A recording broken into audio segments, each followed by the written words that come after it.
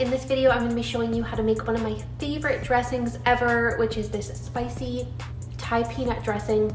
I was just eating it. It's absolutely amazing on so many things, on wraps, on salads, on bowls. It's just amazing. So the beauty of this is, I mean, I could honestly drink it out of the jar, but you can make it super thick and you can use it as a dip, let's say for your summer rolls, or you can thin it out and use it as a dressing. So it's super versatile and it makes almost any Asian inspired dish taste amazing. Don't forget noodles and stir fries and everything like that too.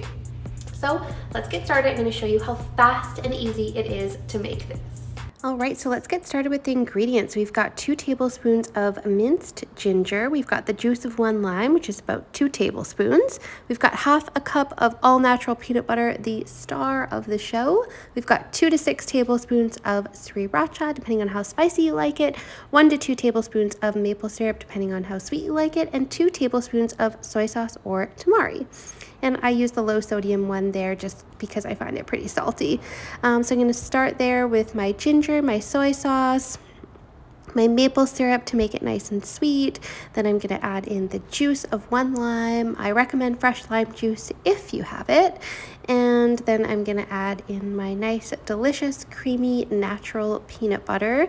And then, of course, for spiciness, for me, I'm going to add a lot of sriracha because I like this to be super spicy. So I'm going to add a ton in there. Now, you can either blend it or you can just mix it up in a bowl, whisk it up in a bowl, or you can just shake it in a mason jar. I like this method for storage, just to shake it.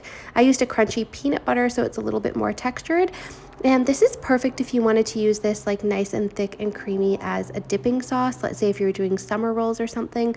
You can loosen it with a little water if you're going to be using it as a dressing, which I was in this case. I wanted to thin it out quite a bit. So you can just add 1 tablespoon of water at a time and check the consistency.